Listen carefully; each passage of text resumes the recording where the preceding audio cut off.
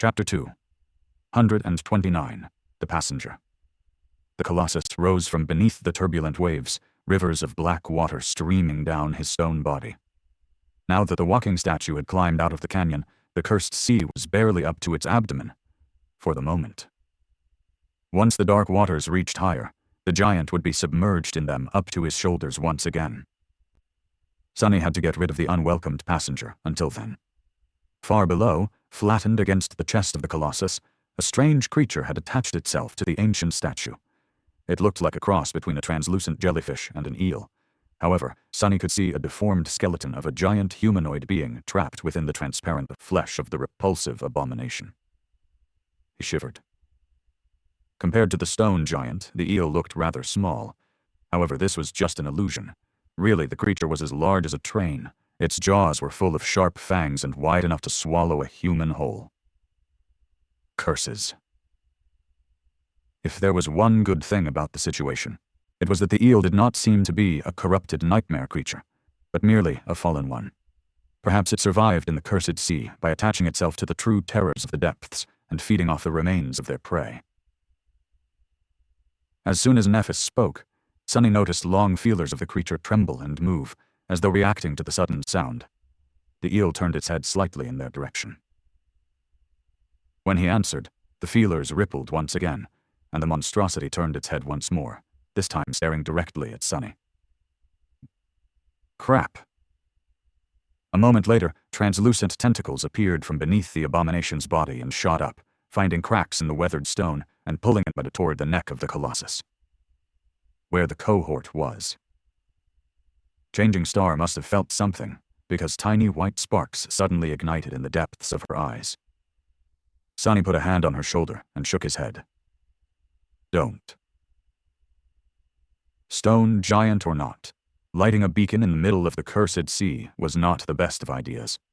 Now that it had escaped the confines of the canyon, the real horrors were out and about. Just like the cohort had discussed before, light was their last resort, something they would summon only if the moment came where there was no other choice but for all of them to fight. Seize. And whether Sunny liked it or not, that moment was not upon them yet. With a reluctant scowl, he turned away and said, I'll handle it.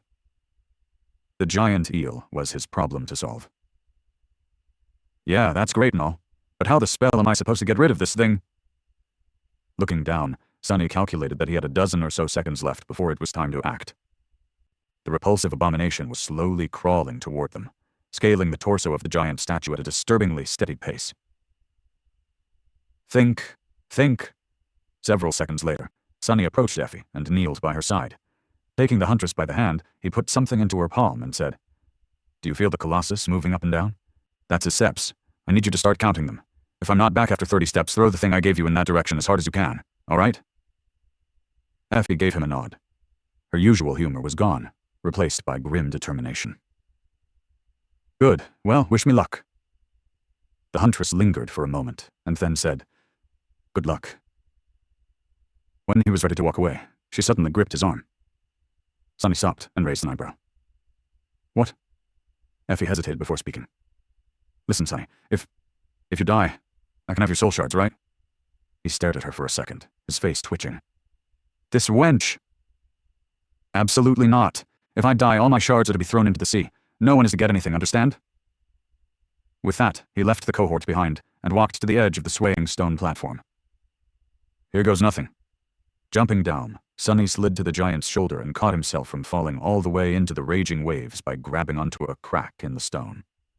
To his right, the shoulder was slowly moving as the Colossus swung his hand. To his left, a curved path of stone led all the way across the chest of the statue to its other shoulder. This curving path was, in fact, the collar of the giant's tunic, carved masterfully from stone by the unknown sculptor. Stepping on it, Sunny struggled to keep his balance on the swaying, slippery surface, and hurried forward. Soon, he was directly above the climbing eel. The abomination was already close, allowing Sunny to discern every repugnant detail of its translucent, giant body. What the hell? Why does everything have to be so disgusting? A moment later, he sighed. Let's try this. Summoning the prowling thorn, Sunny gritted his teeth and cut his forearm, smearing some blood on the blade of the kunai. Then, he used all the strength he had in his body to hurl the dagger down. The prowling thorn spun in the air and hit the giant eel right in the place where its eye should have been. Sunny did not notice any visual organs on the creature's body, but on the deformed humanoid skull hiding beneath the flesh, that's where the eye socket was. The kunai wedged itself deep into the monster's head, causing a small fountain of crimson blood to erupt upward. Of course, such a tiny wound was nothing for a creature of this size. For a moment, everything became silent. Then, hundreds of slender tentacles suddenly exploded from the eel's flesh and shoot in Sunny's direction in a chaotic, slithering mass of translucent flesh. Damn it! Forced to dismiss the prowling thorn to avoid being thrown off the ledge, Sunny lunged forward. A moment later, the tentacles reached his previous position and crashed into the stone, sending shards flying into the air. Sunny kept running, knowing that the tentacles were just a second away from piercing him. The sounds of breaking stone were thundering just behind his back, getting closer and closer with each moment. The prowling thorn appeared in his hand once again. Reaching the end of the path, and with nowhere left to run, Sunny cursed, and jumped straight into the darkness.